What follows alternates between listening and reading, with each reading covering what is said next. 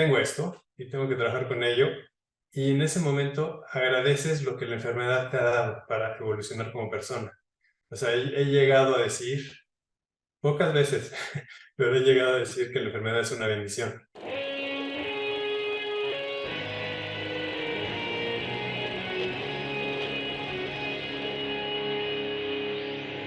Bienvenidos a Volver al Futuro Podcast, donde platicamos con las mentes que nos impulsan a crear el nuevo paradigma de salud y bienestar, conducido por Víctor Sadia.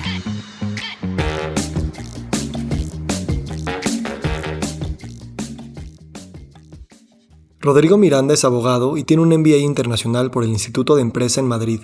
Ha trabajado en despachos de abogados y de arquitectura y fue director comercial de la editorial Mapas.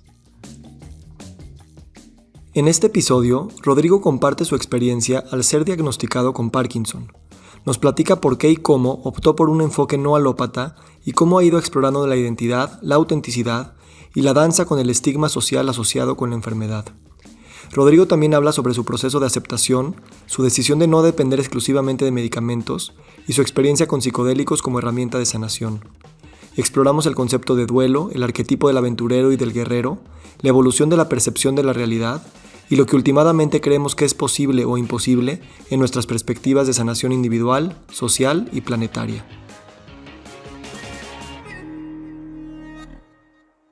Muy buenos días, muy buenas tardes, muy buenas noches. Hoy nos acompaña Rodrigo Miranda. Rodrigo, gracias por estar aquí. Gracias a ti, Vico. Tú eres de los pocos que me dice Vico. Sé que lo sacaste de un escrito mío y lo leíste. Sí, es correcto. Me gustó mucho. Sentí que te conocí más en ese escrito y me di el permiso a mí mismo de llamarte así porque me sentí más conectado contigo de esa manera. Te agradezco que te hayas tomado el permiso y que no me lo hayas pedido, simplemente lo has estado haciendo. Y es como me llamaban mis abuelos y mis hermanos, nada más realmente. Mis papás también, pero nadie más sabe, entonces me encanta que seas parte de este clan. Te quiero preguntar, para empezar hoy, ¿alguna vez platicamos sobre la película de Michael J. Fox, ¿no? La película de Steel. Es una película que habla sobre su vida, sobre el Parkinson. Y muchos de nosotros, al menos yo, pues todo lo que sé del Parkinson lo sé, o más bien me refiero mucho a la imagen de este actor, que es el actor de mi película favorita, que es Volver al Futuro. De hecho, también por eso se llama así este podcast. Y pues es una figura muy pública relativo al Parkinson. Entonces me gustaría preguntarte a ti, ¿cómo lo ves a él y en particular esta película? ¿Cuál es como tu opinión que tienes? Pues mira, yo también admiro a Michael J. Fox desde toda la vida, ¿no? Yo creo que nos conquistó a todos justamente con Volver al Futuro, que es su carisma. Y casualmente, antes de saber yo que tenía Parkinson, imagínate, eso es algo, tal vez ya lo sabía subconscientemente, pero no lo sabía conscientemente. Vi un documental de Michael J. Fox y del que hablaban del Parkinson y me llegó durísimo, me llegó al corazón. Y me acuerdo que o sea, nunca olvidé ese documental y me llamó la atención lo profundo que sentí el tema del Parkinson ahí en relación con Michael J. Fox. Y casualmente después me da a mí, ¿no? Entonces, wow, o sea, como que fue una conexión importante con Michael. Yo también tengo esa conexión con Michael J. Fox de alguna manera, más allá del Parkinson. En fin, de la película Steel en particular, interesante, creo que la película, si te diste cuenta, no es realmente sobre el Parkinson, es sobre la carrera de Michael J. Fox. Entonces, él pues, habla más de sus logros y cómo sí se vio afectado por el Parkinson, pero no se centra en el Parkinson. Lo que me hubiera gustado a mí, digo, la película fue lo que fue y es una manera de mostrarle al mundo cómo se vive esta enfermedad, pero me hubiera gustado que profundizara más a él en lo que el Parkinson le ha causado en su interior, en su espíritu, y creo yo que lo deja muy, muy, muy superficial y más que nada, como digo, se quedan más en la carrera de Michael J. Fox. Entonces, me desilusionó un poquito esa parte, me hubiera gustado ver más, que intimara más del Parkinson, pero bueno, es un tema muy personal mío, que a la gente en general no tiene por qué empatizar tanto como yo con eso. Entonces, como película, pues está entretenido, me gustó el tributo que le rinden a Michael J. Fox con el documental. ¿Tú crees que hay un tema de, pues no sé, él viene del cine, viene de Hollywood, y crees que haya ahí un tema de decir, a ver, así es como la narrativa se va a percibir mejor con el público y a lo mejor esas intimidades, no sé, queremos contar más una historia de heroísmo, no lo sé, a lo mejor, ¿crees que había eso o crees que fue una manera como, en su manera de ser, como muy transparente y pues es lo que salió? Yo creo que él no le gusta, yo lo que percibí es que él no le gusta cruzar ciertas líneas de intimidad. Y yo creo que no que no haya permitido a los documentaristas, yo creo que él mismo no se permite cruzar ciertas líneas de intimidad. Yo sé que él se fue desde un inicio por el camino alópata del tratamiento versus lo que hago yo, que es irme por el camino naturópata, alternativo, espiritual. Que no sé, no sé qué trabajos tenga él detrás, ¿no? Eso no lo vemos en el documental, pero percibo que al irse por el camino alópata no trabaja tanto en su parte más emocional, espiritual, porque pues esta enfermedad es un reto. Si no lo trabajas, te arrastra, ¿no? Te deprime. Entonces, en ese sentido, yo creo que él hizo un documental pues, muy por encima de la enfermedad y yo creo que él así es como se conduce en su día a día. No que no haya permitido entrar, sino que él no se permitió entrar. Wow.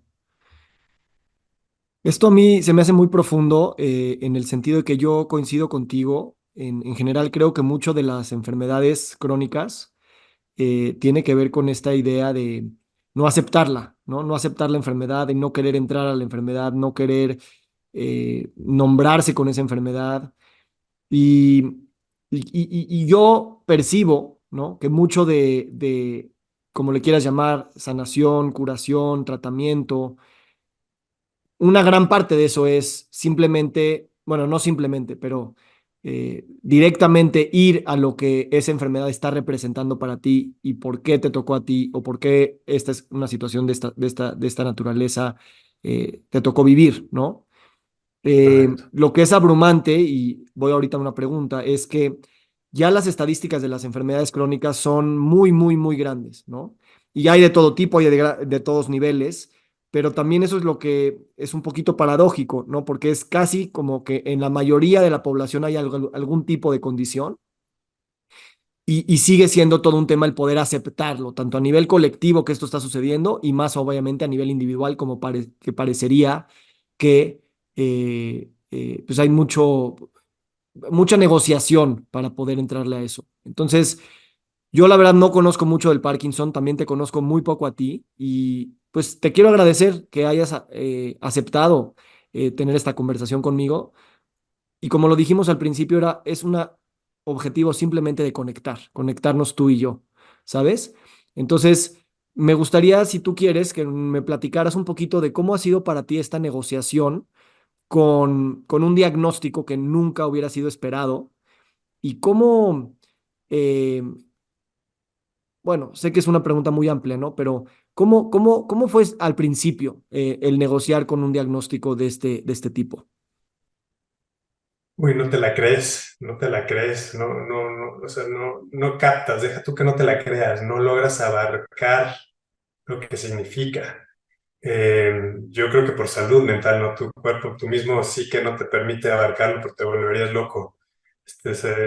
Sí, con los años se ha aprendido de repente que es algo muy fuerte, más fuerte de lo que me imaginaba. Entonces, si esto me lo hubieras dicho el día uno y lo hubiera captado el día uno, hubiera explotado. Eh, día uno que me diagnostican, que fue hace 8 años, en diciembre de hace 8 años, mira, justamente estamos en el mes. Me diagnostican, pero yo ya venía con síntomas 5 años antes de eso. O sea, yo empecé a manifestar los primeros síntomas. Así como Michael J. Fox empieza con el dedo meñique, yo empecé con el dedo pulgar. Y jamás me lo esperé. De hecho es muy extraño, algo muy loco de mi caso en particular. No sé si a los demás pacientes de Parkinson les haya sucedido lo mismo, pero yo empecé a lavarme los dientes y a peinarme con la mano izquierda, según yo, por un ejercicio mental de fortalecer el otro hemisferio del lado del cerebro, sin saber que tenía Parkinson aún y sin sentir todavía realmente síntomas que me impidieran moverme. Pero ya de entrada mi cuerpo me empieza a decir, cambia de mano porque la que se te va a ver afectada, soy diestro. Entonces los síntomas empezaron en la mano derecha justamente y mi cuerpo de alguna manera me empezó a decir, usa la mano izquierda, aprende a usar la mano izquierda. Pero yo creo que porque ahí viene lo bueno, man. Y después, pues ya en retrospectiva digo, pues mira, mi cuerpo es sabio, ya venía con algunos indicios ya sabía que algo iba a pasar, ¿no? Bueno, me diagnostican te digo, los síntomas empiezan con mis 34, los síntomas visibles, los notables, los evidentes, porque desde un par de años antes ya empezaba a sentir algunas lentitudes que atribuía a los 30, que ya estoy más ruco, así es como se empieza a notar la ruquez, pero no, ya era parte del Parkinson, en retrospectiva es muy claro. Pero bueno, el primer síntoma del pulgar es en los 34 y después empieza a evolucionar. Y a los 39 me diagnostican que ya venía con cierta, pues como yo ya veía que venía algo mal, ya también estaba un poco preparado para el diagnóstico, o sea, no fue de sopetón, sabiendo que ya tenía algo mal y pues que era probable que fuera Parkinson. Entonces me diagnostican y el día uno es algo que admiro de mi espíritu porque digo, no digo de mí como colgándome, poniéndome una medalla yo mismo, digo de mi espíritu porque instintivamente dije, aquí yo no voy a ir por el camino alópata. O sea, una vez que el doctor me diagnostica, dice, bueno, pues vas a tener que tomar estos medicamentos el resto de tu vida, te van a durar el efecto positivo unos años y después te van a empezar a dar más lata los side effects, los efectos secundarios que la misma enfermedad, pero veremos en ese momento cómo ajustamos el medicamento y veremos qué nuevas tecnologías hay. Y yo desde ese momento dije, o sea, no hay forma que yo siga este camino, que es una sentencia en cámara lenta. Tengo que experimentar, pues, explorar otros caminos, sin saber a lo que me iban a llevar esos caminos. Algo que siempre así como tu héroe era Michael J. Fox con Volver al Futuro, el mío era Indiana Jones. Y Indiana Jones pues es la definición de aventura. Y creo que eso me marcó mucho desde siempre. Creo que soy un aventurero y dije, no, pues prefiero irme por la aventura que por el camino seguro. El camino seguro, entre comillas, que es el que sabes a dónde vas, pero no porque sea realmente el camino bueno o a salvo. Simplemente las medicinas, pues me parece que era un camino muy, muy, muy fácil de predecir. Y yo dije, no, voy por un camino de aventura, un camino impredecible que me puede sorprender de alguna manera u otra. Y así ha sido. Me fui por un camino de espiritualidad, un camino que no empezó como espiritualidad, yo no le llamaría así, yo le llamo así retrospectiva. En principio empezó con tratamientos alternativos, tratamientos naturópatas. Por alternativos me refiero a ceremonias de psicodélicos bien conducidas, bien cuidado, bien preparado para las mismas. Y me abrieron los ojos muchísimo. Yo nunca para que me entiendas, el primer churro de mota que fumé yo fue a los 32, yo creo. Bastante conservador en ese sentido. Entonces tomo muy poco alcohol y siempre he tomado muy poco alcohol. Entonces realmente fuera de mis 5 sentidos no he estado mucho en mi vida. Pero entonces para mí dar el paso de los psicodélicos fue un romper paradigmas, ¿no? Sobre todo la manera en que, en que se condujo el tema. Se condujo de una manera muy de sanación, de mucha conciencia, mucho respeto. Y de esa manera me metí en ese camino y me abrió los ojos a una infinidad pues me abrió los ojos al universo. Que no, es una herramienta. Para mí los psicodélicos no son una magia, no son mágicos, no son un fin, son una herramienta que te ayudan a conectar de una manera que tal vez me hubiera tardado yo más en entender de otra forma. Es como un acelerador a fondo con un boost. O sea, el nitro, ¿te acuerdas? El nitro que le ponen a los coches, pues es apretar el botón de nitro y te mete en ese entendimiento distinto de las cosas. Y ya después, con ese entendimiento distinto de las cosas, ya que lo aterrizas, ya que lo integras en ti, te da las herramientas para seguir trabajando contigo mismo, ¿no? Con tu mente y tu cuerpo sin sin ningún elemento exógeno.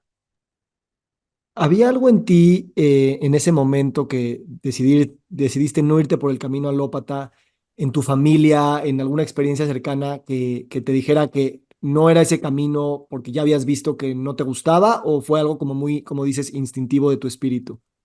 Instintivo de mi espíritu, definitivamente, porque mi familia es más, no que sean los más tomadores de medicinas ni nada, pero sí son mucho más convencionales. Mi papá estaba enfermo de cáncer, ya sanó, pero su tratamiento fue totalmente alópata, ha tenido accidentes con dolores y demás, que también se ha atendido todo completamente de la manera alópata para él en cuanto a los medicamentos se refiere. O sea, no estoy en contra de la alopatía, por ejemplo, en un accidente, en una intervención de emergencia, te estaba en un ataque al corazón o te rompiste un brazo y demás, por supuesto que es la solución más práctica y efectiva, pensaría yo. Pero cuando se trata de un padecimiento que es de largo plazo, que vas a tener que estar atendiéndolo día con día, ahí es donde difiero y ahí es donde siento yo que te tienes que ir por la naturopatía y eso no lo vi en casa, eso nunca lo vi en casa. No lo vi en casa, pero tampoco los vi negados a eso en mi caso. O sea, fue como un crecimiento neutral. No fuimos ni hipocondríacos ni nada en casa, fuimos bastante sanos, entonces tampoco tenía el gran ejemplo de las medicinas, pero sí siento yo que fue instintivo el decir cero medicinas, más bien un trabajo interno. ¿Cómo fueron esas conversaciones con tu familia al principio, cuando pues aún me imagino estabas en el shock del diagnóstico? ¿En qué contexto se hicieron esas conversaciones y cómo fueron? Pues bueno, Pamela, mi mujer, es la que siempre estuvo en paralelo en mi proceso de evolución de la enfermedad desde antes de tener el diagnóstico. Sí, ella también ya preveía algo, ¿no? Cuando me diagnostican, regreso con ella a casa. Yo fui solo porque me fui en moto, quería pues, ir a saber. Fui a la UNAM que me hicieron un PET scan para ver la producción de dopamina en el cerebro. Y ahí fue donde se confirmó definitivamente el diagnóstico, además del diagnóstico clínico, digo. Y regreso a casa y llegué con síntomas más exacerbados. O sea, es impresionante cómo el que te confirmen algo te estratifica un poquito más en el rol que supuestamente debes jugar, y eso es contra lo que estoy tratando es lo que estoy tratando de romper ahora hoy en día, ¿no? No queda en ningún rol te diagnosticaron y ya te quedaste ahí, ¿no? Este diagnóstico también es algo que no te define, sino también es secundario, también es una herramienta incluso para trabajar lo que tengas que trabajar. En fin, llego con Pamela, le platico en una plaza pública porque estaba ahí con mi niño jugando, Jerónimo el mayor, todavía no nacía Martino. Y ahí le cuento, y pues sí fue un momento emotivo. Posteriormente, recuerdo haberle contado a mis hermanos y a mi papá en un restaurante, y mi papá entró en shock en ese momento. Dijo, bueno, ya me tengo que ir, se me hace tarde para el cine, pero a mi papá le cuesta mucho trabajo tratar con sus emociones, mucho trabajo. Es una persona sumamente inteligente a nivel intelectual, pero a nivel emocional, de repente se atora un poco, empieza a todo dar mi papá. Se atora un poco y me acuerdo que en ese momento dijo, bueno, me tengo que ir al cine, ¿no? O sea, habiendo recibido la noticia de que su hijo tiene Parkinson, él dice que va a estar al cine. Entonces, evidentemente era una situación de evasión, de shock, como le quieras. Eventualmente mi papá ha evolucionado conmigo de una manera súper humana. Se ha entregado a mí muchísimo en los últimos años. Y, ¿Y qué más? Y bueno, mi madre también lo conté, mi madre es más empática, mi mamá alguna vez tuvo un tumor en la cabeza, entonces también sabe lo que son las enfermedades y ya murió mi mamá. Pero en su momento cuando le conté, fue más empática, fue más dulce, más presente en ese momento. Entonces, pues así fue el desarrollo, cómo se fue dando. Ah, no, pero algo importante es por el tema de estigma social que trae esta enfermedad o que pensaba yo que tiene la enfermedad, en mi marco de referencia pensaba yo que tenía mucho estigma social el Parkinson, decidí mantenerlo oculto muchísimos años, hasta incluso a mi familia política, a mis relaciones, a mis amistades, No a todas, pero a bastantes de mis amistades les mantuve oculto el diagnóstico porque no quería que se viera afectado mi carrera profesional, porque no quería que me comparecieran, porque no quería que cambiaran la relación que tengo con ellos por algo que pensaba yo que no era definitorio de mi personalidad o de mi ser. Y entonces lo mantuve mucho tiempo hasta que finalmente, con la madurez y el proceso que viví, ya salí del closet, digamos, del Parkinson. El salir del closet, ¿en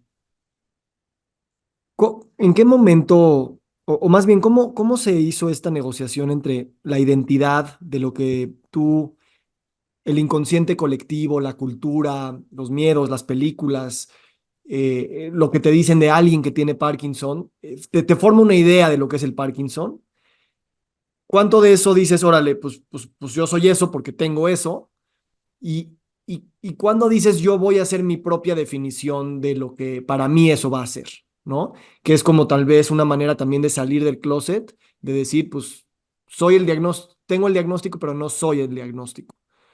¿Cómo para ti ha sido ese proceso de desarrollar tu propia definición? Porque eso es lo que yo percibo de ti y creo que eso es una de las cosas que, pues ya dijiste la palabra espiritual, de alguna manera es. La espiritualidad es como esa parte que tú decides para ti, de alguna manera. Pues mira, en un inicio fue de una manera muy antagónica, o sea, fue como un demostrarle al mundo, a la sociedad, a la existencia, que no me iban a domar de una manera, ¿no? O sea, que el Parkinson no venía a domarme. Entonces fue una manera que todavía, digamos, una manera en la que todavía no existía la aceptación. Fue una manera muy, muy bronca de ponerme contra el Parkinson. Estoy tratando de como aterrizar la idea. Sí, en un principio no había aceptación. O sea, no haber aceptación, pero sí tener claro que no te quieres ir por el camino tradicional, pues me busco a capa y espada caminos alternativos. Busqué, obviamente, en algunos casos buscando ayuda externa de personas que tienen conocimientos de sanación, de salud, eh, de los diferentes tipos de terapias que me ofrecían, fui explorando. Y posteriormente con ese camino y con pláticas con mi mujer y demás personas que me fueron, ¿cómo se dice?, retroalimentando, pues fui madurando, fui aceptando. Y evidentemente el Parkinson es una enfermedad que va evolucionando. Entonces, no es que aceptes y ya. Tienes que aceptar día con día el cambio que veas, ya sea positivo o negativo.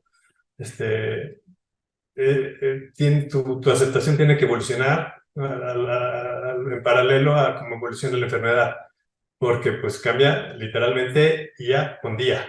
A veces momento por momento en el mismo día, ¿eh? Es rarísimo, es fuerte, es dinámico. Entonces, pero sí llega una etapa, digamos, un antes y un después de decir, tengo esto y tengo que trabajar con ello.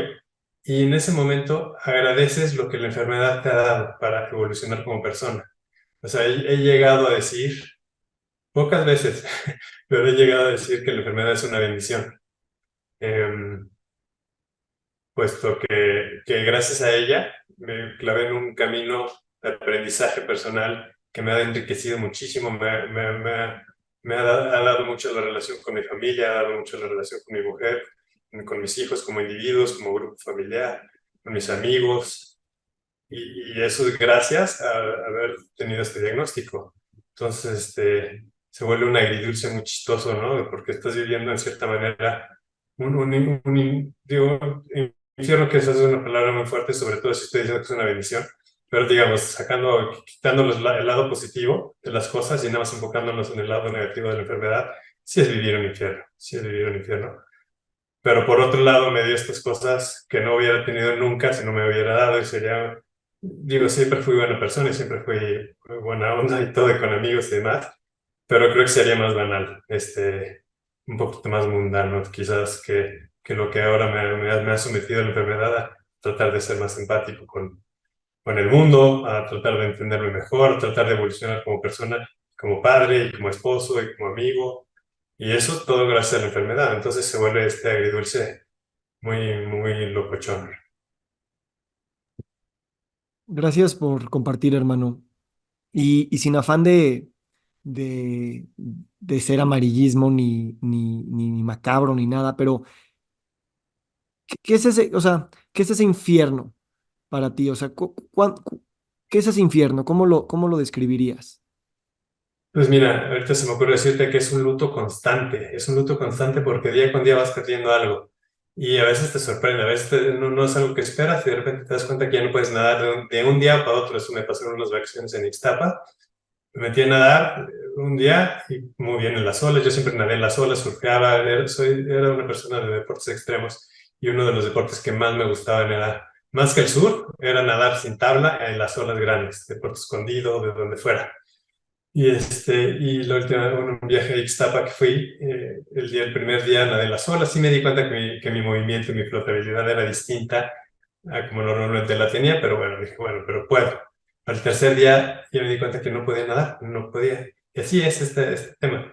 Y entonces fue una pérdida importantísima para mí, ¿eh? Una de las actividades que más gozo a nivel físico en la vida, la perdí en ese momento, o me di cuenta que la había perdido en ese momento, que cuando perdí el poder subirme a la moto, cuando perdí el poder hacer los deportes que hacía, eran varios deportes, la bici, el esquí, correr, escalar. Escalar ahí más o menos todavía puedo, medio que puedo, pero todos los demás los habías perdido. Entonces es un lugar, es una situación de luto y de incomodidad, porque no solo es que dejas de poderte mover, y digo, de poderte mover como quisieras para hacer las cosas a salvo, sino estás incómodo físicamente. Y cuando tratas de moverte, lo poco que te puedes mover se siente desagradable. No es una sensación agradable el movimiento. Se vuelve, o sea, cuando más a gusto estoy, cuando estoy o tirado en un sofá viendo la tele, o sentado en una silla quietecito meditando, o escuchando algo, pero moviéndome, hoy es una lucha que hay veces que no le pones mucha atención y pasas desapercibido, pero hay veces que estás más consciente, te das cuenta del trabajo que te cuesta. Sobre todo en mi caso en particular, es la pérdida de balance, pérdida de coordinación, rigidez motriz y temblorina, el temblor en las extremidades particularmente. Pero bueno, se extiende a todo el cuerpo la temblorina.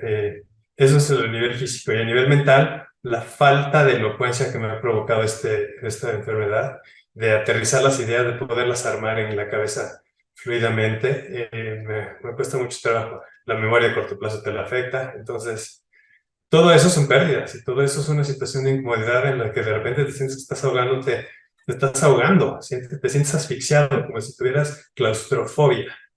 De repente sientes que estás en un lugar con claustrofobia en un ataúd. Ese es el infierno al que me refiero. Pero pues ese infierno es el que te motiva a trabajar, el que te motiva a trabajar en ti y a superarlo, y ese es el que te abre los ojos a cosas, la verdad, hermosas. O sea, te abre los ojos al paraíso. Muy, muy, muy irónico, ¿no? Que el infierno te abra los ojos al paraíso, pero pues, creo que así es en bastantes casos. Cuando estás en esa claustrofobia, eh, o sea, lo que tiendes a hacer es como entregarte más a ella para, o esperar a que pase el momento y en 2 horas ya no vas a estar ahí. O sea, ¿cuál es ese mecanismo para que tú digas, cómo regresas al paraíso? ¿Tu cuerpo te regresa o tu intuición y tu atención y tu trabajo, como bien dices, te lleva a ese paraíso? Eh, Yo creo que es un tema de quitarle la importancia a la sensación. No se quita, ¿no? No pasa de una manera predecible. De repente pasa y es sorpresivo. Es muy agradable cuando pasa, pero en la mayoría de los casos no es que pase, es que le quitas la atención y dices, a ver, estoy en una reunión con amigos, la idea es pasarla bien, la idea es convivir, y que esto no se vuelva, que yo no volverme el centro de la situación para nada. Entonces, ¿cómo lo hacemos? Y pues quitas la atención a esa sensación tan desagradable y te enfocas en estar presente, te enfocas en el momento en el que estás y eso te distrae a dejar de pensar en ti y en tus sensaciones. Wow. Y hablas de luto y de la incomodidad. Yo me interesa mucho el duelo. Siento que tenemos muchos duelos, o bueno, voy a hablar en primera persona. Tengo muchos duelos atorados, duelos reprimidos, duelos que ni siquiera sé que tengo que llegar a doler. Y como tú describes tu condición, es como, pues es un luto constante y es una pérdida constante y hay que, pues no sé si aprender, pero hay que vivir con la pérdida constante y aprender a vivir con esa pérdida, que eso es una de las definiciones del luto y del duelo, ¿no?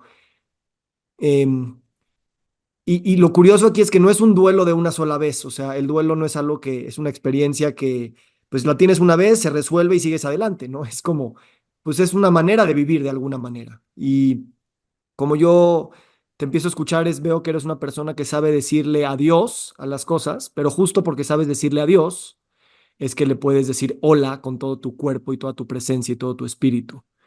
¿Cómo es para ti el duelo? ¿Qué es el duelo para ti? Y más allá de ti, ¿cómo lo ves a nivel colectivo? A veces ni siquiera es una reticencia a doler, sino simplemente es no saber que tenemos ahí duelos pendientes. Para mí, el duelo ha sido lo que me ha forzado a tener fe, y digo fe y no esperanza, porque, o sea, algo que me ha dado esta enfermedad es que me ha dado muchas cosas buenas, y así como ha evolucionado la parte de pérdida, ha evolucionado la parte de ganar, también ha evolucionado la parte de la ganancia espiritual, la ganancia de abrir los ojos a otros. eh, eh, Situaciones o momentos o cosas divinas. Entonces, así como vas perdiendo, vas ganando, pero no digo para llegar a un punto, tengo la esperanza de que llegaré a algún punto. No, no es esperanza, yo creo que es algo más presente. La esperanza para mí es hablar del futuro, y yo lo que estoy empezando a ganar, que evidentemente a veces flaquea, pero es algo que ya tengo de cierta forma, es la fe en que todo va a estar bien. Tal vez no de la manera en que tú tienes la expectativa en tus marcos de referencia de que todo va a estar bien, pero todo va a estar bien de alguna manera u otra, que al final así es como lo vas a lograr entender. Entonces, el duelo es a lo que me ha llevado a tener este duelo de pérdidas, pero a tener esta fe de ganancia. Y dentro de esta fe que te escucho con una elocuencia más allá de las palabras, porque, o sea, decir lo que acabas de decir es fácil, pero vivir lo que acabas de decir no es tan fácil. La pregunta es esa, con esta, vamos a llamarle sabiduría, aunque no sabemos qué es, que has ido adquiriendo o por lo menos evocando, ¿se ha hecho más fácil o, o no es una buena manera de caracterizarlo? Mira, evoluciona. Como te digo, la enfermedad evoluciona y el camino evoluciona. Entonces hay días que me siento muy conectado, que te digo que es cuando digo esto ha sido una bendición, y siento yo que sí, que no está tan difícil como parece, y hay días que no, hay días que dices en la madre. El otro día me caché soñando, tuve un sueño en el sueño gritaba ya, desesperado, y en la vida real me desperté gritando, en el inicio del grito. O sea, que quiere decir que hasta en los sueños estoy de repente pidiendo ayuda, ¿no? Este, pero, pues sí, sí se vuelve, sí es un camino que no se vuelve más fácil ni más difícil, tiene sus sub y bajas, en los que a veces te sientes más pleno y en los que a veces dices, en la madre, que aún necesito un poco de ayuda, pero es donde la fe, dicen, es muy fácil tener fe cuando todo está bien, muy fácil, pero cuando todo está mal es cuando más difícil es tener fe. Y es donde recuerdo ese dicho cuando estoy en un momento muy, muy malo y no dejo de hacer conciencia de dónde estoy, no dejo de hacer conciencia de lo que tengo, algo que evidentemente, o sea, dices, ¿cómo puedes vivir, cómo puedes decir que vives en un infierno con el amor que te dan tus hijos y tu esposa, y los amigos? Eso no es el infierno, es el paraíso, ¿no? Entonces, se vuelve, te digo, muy, muy contrastante, muy agridulce este camino. También tiene sus lados del sentido del humor, porque el sentido del humor también tienes que apoyar del sentido del humor. O sea, por ejemplo, ya camino muy raro, parece que estoy realmente ebrio cuando camino y llego a los lugares y me preguntan, o sea, llego tambaleando y me digo, puto, perdón, estoy pedísimo. ¿no? Y se te queda viendo la cara.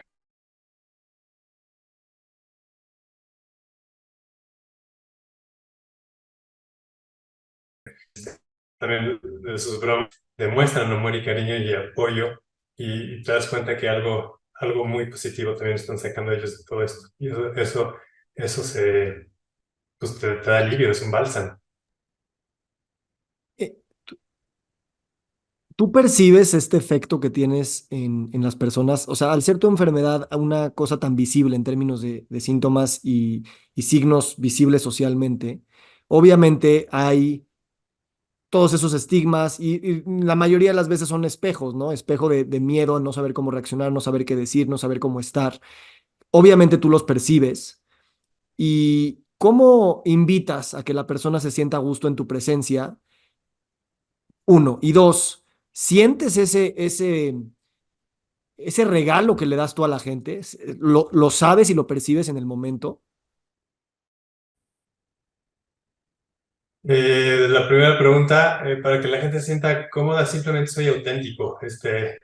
Y lo que pienso es, dejo de pensar, justamente, suena egoísta lo que voy a decir, pero lo hago por el bien de los dos, de mí y de la persona con la que estoy interactuando. Dejo de pensar lo que él está pensando. Digo, ¿sabes qué? Que piense lo que quiera, y me afecta de esta manera. Esto, o sea, sí, es que afecta de tantas maneras, es tan inconsistente la enfermedad que de repente puedo provocar o sea, hay gente que me trata con pinzas, piensa que me estoy rompiendo y de repente se sorprende que me salgo corriendo, como tú viste aquella vez, es más fácil correr que caminar. O puedo escalar un poco ahí en el gimnasio que está cerca de la casa de escalar, de escalódromo. Puedo escalar un poco más o sea, seguramente escalo mejor que algunos de mis amigos, ¿no? Este, Digo, evidentemente se me nota la enfermedad y me cuesta trabajo, pero no parecería que no parecería que soy el mismo que ves caminando en la calle con un trabajal, ¿no? Entonces, muy inconsistente esta enfermedad en cómo se percibe. Entonces, bueno, las personas con las que interactúo, pues para darles como seguridad de que no, de que me traten normal o que me traten sin prejuicios, soy auténtico y se van dando cuenta que estoy flojito y cooperando, y entonces ellos también se aflojan y cooperan. Y después el impacto que dices que causan las personas, pues yo no me doy cuenta en el momento, me doy cuenta después, me doy cuenta que me buscan, me doy cuenta que cómo se expresan de mí. Pamela continuamente me dice, ¿viste el efecto que causaste en esa persona? ¿Y viste cómo te quieren esas personas? Yo pues me doy cuenta porque pues me doy cuenta, pero no me doy cuenta en el momento porque no es mi intención causar amor, ni causar aprecio, ni causar admiración, ni causar nada. Es ser auténtico, y al ser auténtico se dan esas cosas en automático sin pensarlas, ¿no? Wow, eso se me hace muy profundo, hermano, porque me gusta que lo que dices que inspira a los demás es ver tu propia autenticidad. No, ni siquiera es, no, mira qué luchón, o mira qué herramientas, o mira cómo le echa ganas. No, no, o sea, eso obviamente inspira. Pero realmente a lo mejor, como dices, lo que nos inspira es ver a alguien siendo auténtico, teniendo o no diagnósticos encima, ¿no? Y no sé, eso habla a lo mejor de que hay una consciente e inconsciente falta de autenticidad, un vacío de autenticidad, un vacío de estar siempre haciendo una postura hacia adelante, hacia afuera, una máscara, eh, o nada más mostrar una parte de lo que es socialmente aceptable, ¿no? Y esa autenticidad de decir, pues mira, a ti no te queda de otra, pero acuerparlo y hacerlo conscientemente me encanta que de ahí viene esa inspiración.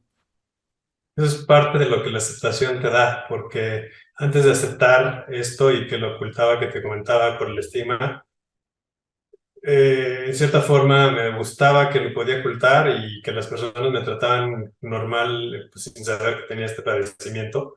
Pero por otro lado era una carga horrible, ¿no? Era una carga horrible no poder ser yo en ese momento. Y la aceptación y decir, ¿sabes qué? Salir del closet del Parkinson te relaja en cierta manera. Ya se vuelve más evidente todo, te digo que pues dejas de ocultar, entonces la mano se te debe temblar mucho más fácil, ya no te preocupa cojear un poco, entonces o arrastrar los pies, lo que sea, pues se nota más, y de cierta manera te empieza la estigmatización de la enfermedad. Pero por otro lado yo, que creo que es donde empieza todo, estoy más relajado, más centrado en este momento y es donde me puedo proyectar más auténticamente hacia afuera. Mm. Hay otra parte que te quiero preguntar y es esta parte que excede de alguna manera las palabras, las narrativas, las terapias, los arcos narrativos que nos contamos. Y es estas maneras de vivir o mismo, no sé, terapias, Qigong, por ejemplo, que yo sé que practicas, o meditación, que de alguna manera viven en un mundo que las palabras no pueden tocar. Yo al menos así lo veo. eh, ¿cómo llegaste a ese mundo y cómo podrías de alguna manera contarnos tu, tus vivencias en estos espacios que exceden el acceso, bueno, no sé si exceden, pero que no se pueden narrar nada más con palabras y que suceden a otros niveles y dimensiones del cuerpo, del espíritu, del alma? Pues sí, como dices, lo que sucede en las meditaciones es inefable. ¿Cómo llegué yo a ese camino? Creo que en gran parte lo entendí gracias a los psicodélicos. Como tú sabes, los viajes de psicodélicos, no sé si lo sepas tú, pero son también inefables, es indescriptible lo que vives, lo que te dan. Y posteriormente con la meditación, pues llegar a unos estados similares de conexión universal, que también son indescriptibles con palabras. Pero bueno, ¿cómo llegué yo a la meditación? Yo a la meditación le tenía una tirria, una flojera antes al inicio, bueno, antes de estar diagnosticado, por supuesto, y una vez diagnosticado al principio pensando que ese era un camino que tenía que seguir, me daba la peor flojera, pero te digo, con ese camino de aceptación y de ir abriendo la mente a nuevos, de romper paradigmas, romper marcos de referencia, se te empieza a abrir la mente a pues, aceptar nuevas terapias, a nuevas actividades, a nuevos métodos. Y la meditación se me fue apareciendo por un lado, por otro, de algún tipo de meditación por aquí, otro tipo de meditación por allá. Y de repente vas aterrizando por las personas con las que conectas o por los métodos que aprendes o con los que también aprendes, vas conectando con un método u otro y vas asentándolo. Yo hoy por hoy medito con Chin Chikung, que en un principio le tenía una fobia, pero bueno, ahora ya le tengo gusto de cierta manera. Y unas meditaciones de respiración y también meditaciones más como autodidactas o como llamémosle, meditaciones más personalizadas, que yo solito voy como ajustando a mi forma, a mi manera, a mi momento. Pero bueno, independientemente del método de meditación que utilices, el aquietar la mente, que no la aquietas realmente, o sea, la mente está, como le llaman, la monkey mind, o sea, yo no creo que cierro los ojos y se me pone la mente en blanco, no, eso son momentitos, minutitos, segunditos, yo diría, que puedes llegar a esos estados, o yo llego a esos estados, pero la mayoría del tiempo estás simplemente dejando pasar pensamientos, dejando pasar emociones, no dejan de surgir, ¿no? Y algo que me he dado cuenta, que me da mucha paz, me da mucha, no, como decimos, es inefable lo que te da, pero me siento bien y me saca adelante en este camino. No sé, sabes que muchas veces lo haces por el tema empírico, ¿no? Si en el tema empírico estás viendo buenos resultados a nivel emocional, a nivel psíquico, a nivel espiritual, entonces, pues mira, no sé exactamente cómo es el mecanismo de funcionamiento de esto, pero, pero me está dando mucho. Entonces, pues así es como me metí en el camino de la meditación. ¿Y qué tanto esos mundos espirituales, inefables, meditativos, también impactan la biología y la fisiología?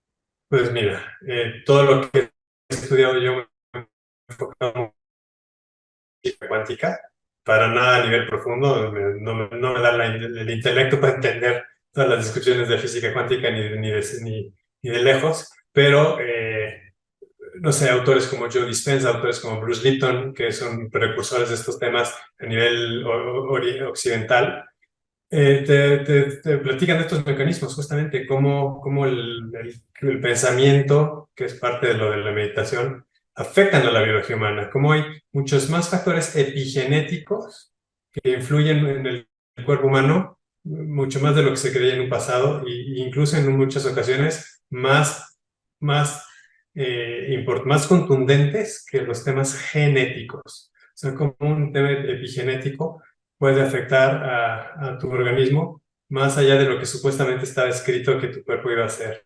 Entonces eso lo aprendí con estos autores pues, similares y es el camino que la meditación también provoca. Mm. Em, llevamos hablando un poquito de identidad.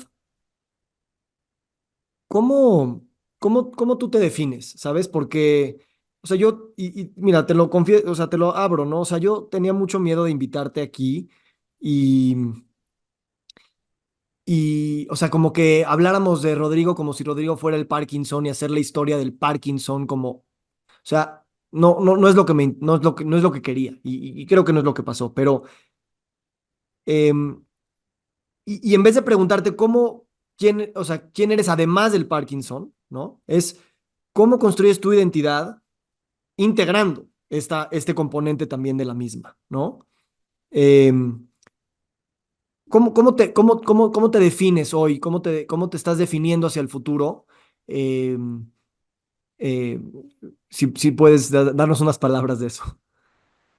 Mira, confirmo que te dije hace rato, es verdad, sí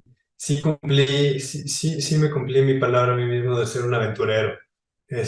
Aventurero es una definición, una palabra de mí, que nada tiene que ver con o sin Parkinson, es independiente de la enfermedad. Es algo que ya sabía que yo tenía. En alguna entrevista de trabajo alguna vez me preguntaron, defínete con una palabra, y esa es la palabra que utilicé desde entonces, ¿no? Esto en mis 20. Y le echo honor a la palabra aventurero. Y como tú sabes, las aventuras no son, las de Hollywood siempre tienen final feliz, pero la verdad es que una aventura no sabes qué te depara momentos muy difíciles, te depara momentos alegres, te depara momentos divinos, momentos muy oscuros. Esto es una palabra que a mí me define, creo yo. Y dijiste algo más que se me fue la idea de algo más que quería profundizar. Sí, cómo te identificas a ti hacia hoy, hacia el futuro?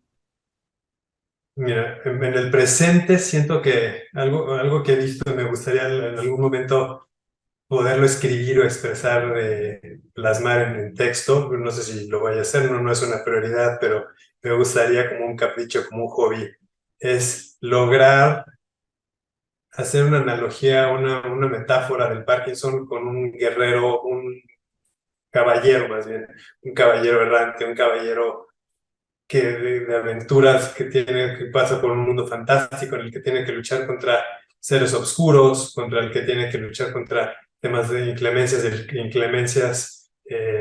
no sé si estoy diciendo un pleonasmo, una redundancia, pero inclemencias del clima. Me gustaría hacer una historia de alguien que tiene que dejar a sus seres queridos atrás y todo por un bien mayor, todo al final de cuentas por un bien más profundo, un bien más universal. Y entonces, esto es como realmente actualmente me veo, ¿no? Y me gustaría poder escribir esta historia que nada tenga, que no menciona la palabra Parkinson, de este caballero que va por el mundo luchando y sacrificando y aprendiendo y ganando y enriqueciéndose a final de cuentas. Y el futuro, pues mira, es este tema de fe, el que te digo, no quiero poner alguna expectativa, porque pues está la expectativa infantil de quisiera sanar, está la expectativa un poquito más espiritual de decir quisiera sentirme pleno independientemente de cualquier cosa. Y esta expectativa más, pues con la que de repente juego, pues quién sabe dónde llegue, o sea, sigue la aventura, la aventura sigue, algo en lo que me he clavado mucho, bueno, no mucho, pero últimamente alguien no sé cómo que cayó en mí, creo que por Pamela, alguien le mandó a Pamela, sí, ya me acordé, en un chat en el que Pamela y yo estamos, llegó un link de una experiencia de una persona que muere y regresa, los Near Death Experiences, Sí, bueno, en un Near Death Experience de una persona, platica un poco su experiencia de cómo fue y regresó y lo que vio, y bueno, reconecté con eso de una manera brutal, que de cierta manera lo viví yo en los psicodélicos, pero estas personas lo viven de una manera más intensa, pues porque la muerte es la muerte, ¿no? Nos clavamos en ese canal que se llama Coming Home en YouTube, y son varias historias de estas personas, y eso me abre refuerza mi fe a que todo es por algo mayor. Todo, la verdad es que pase lo que pase, sufra lo que sufra, todo es por una situación de más importancia que el sufrimiento que yo pueda tener en vida o el camino que yo pueda tener en vida. Soy un contribuyente a ese desenlace final, pero va mucho más allá de todos nosotros. Entonces, pues así es como me veo, sí, continuando en la aventura, sabiendo que al final de cuentas sí va a haber un final feliz, no tal vez de la manera que tengo la expectativa, pero de que lo va a haber, lo va a haber. Gracias, hermano. Muchas gracias. Ese típico. Si pudieras, em, bueno, no sé, a ver esta pregunta, pero me gustaría preguntar, no quiero hacerte hablar de más en eso, porque sé que es algo que no se puede tanto definir tampoco, pero cuando dices ese bien mayor, ¿qué, qué es, qué percibes que es eso, ese bien mayor? Mira, ahorita las palabras que me vienen a la cabeza es una conexión universal, es donde todos estamos en plenitud. Eh, es donde esos momentos en los que, ¿sabes? En los que, digo, no sé si todo el mundo los ha experimentado, pero hay momentos que te das cuenta que no te hace falta nada. Y a pesar de la situación en la que te encuentras, no te hace falta nada. Eso es lo que yo veo que se viene de alguna manera eventualmente. No sé si en vida o en muerte, pero sí creo yo que ese momento de plenitud va a venir. Eso se ha reforzado en gran parte por las experiencias de psicodélicos que tuve, y de meditaciones posteriormente que tuve, que ya no, te digo que no siempre tienes que estar agarrando herramientas externas, sino de repente haces tuyo ese camino y está en ti el encontrar las respuestas, más fácilmente sin ayuda externa. Bueno, el caso es que en un inicio, gracias a los psicodélicos, encontré vi ciertas vislumbraciones de esa plenitud y cierta solidez o plataforma sólida de decirte, tranquilo, estás sostenido. Entonces, no te desesperes, estás sostenido. Y eso me lo ha dado muchísimo, me he sentido sostenido en el camino. Te digo que hay veces que de repente sí siento que te ahogas un poco, pero al final de cuentas no estoy ni cerca de irme al abismo, ¿no? Si me siento sujeto, y eso es algo pues, que tengo claro. Wow, hermano, porque cuando te escucho, sé que, o sea, sé que las palabras son una manifestación de un estado o de una vibración, y no nada más es como un deseo, ¿no? O sea, de alguna manera eso que describes ya lo tienes y ya lo eres y por eso lo puedes decir desde ese lugar. Al menos así yo lo percibo, aunque también sé que hay mucho que como humanidad podemos y queremos y tal vez hasta debemos de hacer para poder llegar a ese bien mayor, esa interconexión universal. Em, pues... Antes de cerrar, quisiera primero agradecerte, antes de preguntarte si quisieras agregar algo más. Habíamos acordado más o menos este tiempo, pero si quieres agregar algo más, en lo que te voy a ir diciendo unas cosas y ya me dirás, pero te quiero agradecer porque obviamente un podcast es un espacio muy público, es un espacio donde sí se deja entrar a mucha gente a una intimidad. Y yo desde el primer momento que te invité, o sea, mi intención era no llamar, yo sé que tú no quieres llamar la atención, o sea, eso es algo bien hermoso de ti, lo dijiste, estoy en un restaurante y ¿cómo le hago para que esto no se trate de mí, ¿no? Entonces, con esa misma ganas de ser genuino y con esas mismas ganas de decir no es de llamar la atención, pero la atención ya está aquí y es una atención que al menos para mí ha sido muy vital y muy necesaria. Yo antes de entrar a grabar este podcast tuve una discusión fuerte con mi esposa y no, ni siquiera fuerte, pero que se sintió fea, ¿no?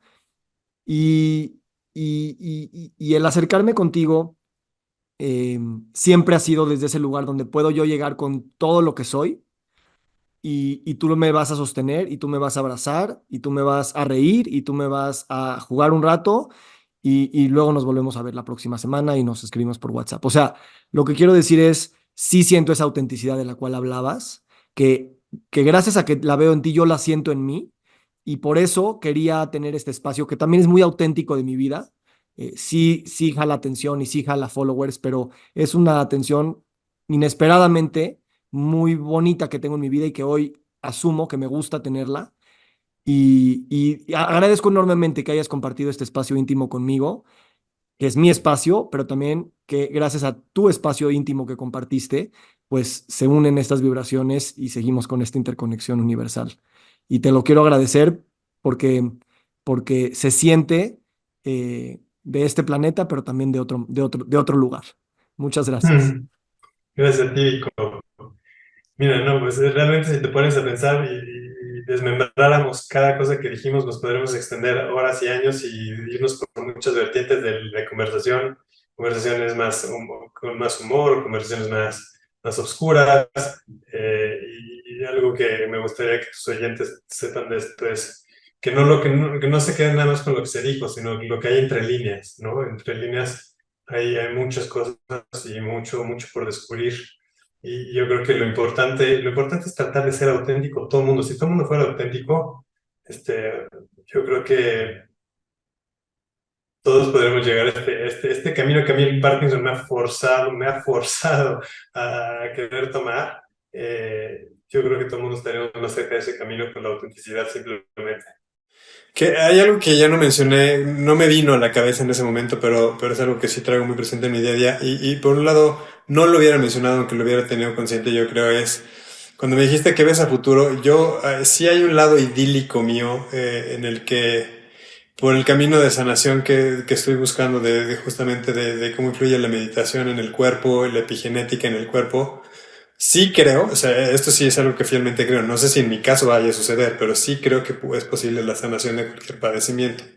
Eh, y con esa probabilidad bajísima, si quieres, infimísima, que tal vez es, pero de que yo pudiera sanar en un momento dado, mi camino futuro me encantaría que fuera un camino dedicado a ayudar a los demás, especialmente pacientes con Parkinson, a conectar y sanar. Porque si yo sano en este camino es por un tema de conexión universal, con un tema de conexión conmigo mismo, con el universo, con todo, con Dios, con como le quieras llamar. Y eso, si yo lo obtengo, sería un regalo que me gustaría lograr transmitir a los demás. Lo que pasa es que no lo hubiera dicho, porque puede llegar a sonar un poco infantil para muchas personas y un poquito delusional, ¿no? Sobre todo la gente que no tiene el camino de física cuántica detrás, el que no tiene los conocimientos de física cuántica detrás, piensas que estás hablando de un milagro divino absurdo, ¿no? Que al final de cuentas sí sería un milagro divino, pero no desde un punto de vista de caricatura de Dios, sino desde un punto de vista posible en cuanto a la biología humana y en las energías que existen medibles con la ciencia.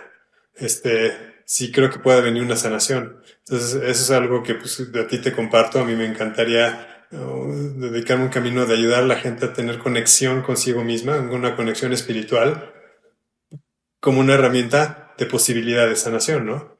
Porque no, para nada me jactaría decir, yo te puedo curar porque yo me curé. No, jamás diría eso. Tampoco me llamaría un sanador en lo más mínimo, porque no, mi camino no sería un camino de estarte dando suplementos o terapia para que sanes. Sería nada más decirte, mi experiencia es esta, yo conecté con el universo de esta manera, y esto me sanó. No sé si vaya a funcionar en ti, no sé si tú tengas esa misma conexión o lo veas desde el mismo punto de vista que yo, le diría a la persona, pero pues es lo que yo te puedo dar a ti, ponerte sobre la mesa las cartas con las que yo jugué para llegar a este punto. Pues, es lo que te puedo dar. es algo que me gusta, que pues sí te quería compartir a ti como persona, pero en un podcast decir eso, pues creo que está un poquito, sin el contexto correcto, puede ser un poquito infantil. Gracias por compartírmelo. Te diría nada más, o sea, qué padre que lo tengas así como con ese contexto, porque cuando está en ese contexto, no suena infantil, al contrario, suena súper maduro, ¿no? Porque es como la pregunta sigue abierta. Y eso es algo que a mí me gusta y creo que a lo mejor una de las definiciones de enfermedad es cuando creemos tener todas las respuestas. Eso es algo enfermo, cuando ya sabes cómo es, ¿no? Mm. Y por otro lado, también decirte que aunque no te pongas la etiqueta de sanador o la que quieras, y aunque no tengas, o sea, una cosa es curarse y una cosa es sanar. Y uno puede sanar dentro de un diagnóstico, al menos así es como yo lo veo. Y entonces siento que eso igual ya lo estás haciendo, ¿no? No tienes que quitarte los síntomas o el diagnóstico para decir que estás sanando, ni para poder ayudar a sanar a alguien más. De acuerdo, puede ser, puede ser. Ese es un punto de vista que también comparto. Siendo práctico y conociendo a las personas un poco, a la humanidad, los humanos, cómo funcionamos, en mi caso sí me gustaría la cura de sintomatología para que haya una prueba tangible de la sanación. La curación sería una prueba tangible de la sanación. También puedes curar y no sanar, estoy de acuerdo que también puede suceder eso. Pero yo creo que el camino que estoy siguiendo, si me lleva a curar, es porque sané, ¿no? Este, y justamente me gustaría ser, no para nada, para tener el lugar del primer güey que sanó de Parkinson, para nada, ese es el punto. Pero sí me gustaría poder decir a la gente, ay, ten fe, o sea, no, deja tú la esperanza, ten fe que puedes sanar y vas a sanar. Tal cual, hermano. Tal cual, te lo agradezco que me lo digas y te acompaño en ese proceso. Yo también lo veo como una posibilidad y no desde mi lado infantil o irresponsable, sino desde la experiencia de saber que los humanos tenemos muy, muy, muy, muy pocas respuestas de lo gran que es este mundo, universo donde estamos. O sea, estamos apenas tocando una pequeña parte de toda la experiencia de vida que puede existir y por eso sé que eso es posible dentro de ese contexto y dentro de muchos otros que ni nos imaginamos. Sí, sí, claro, claro, claro, hay tantos niveles que no tenemos ni idea de lo que hay de allá detrás, ni idea. Exacto, exacto. Entonces, esto para mí es como uno de mis objetivos mantras, ¿no? Que es como, güey, acuérdate que detrás de esta mirada, detrás de esta conversación, detrás de esta agenda que tienes, detrás de cualquier cosa que vives en tu día a día, cuántos mundos y cuántas humanidades y cuántas interacciones están sucediendo en este preciso instante del tiempo cósmico.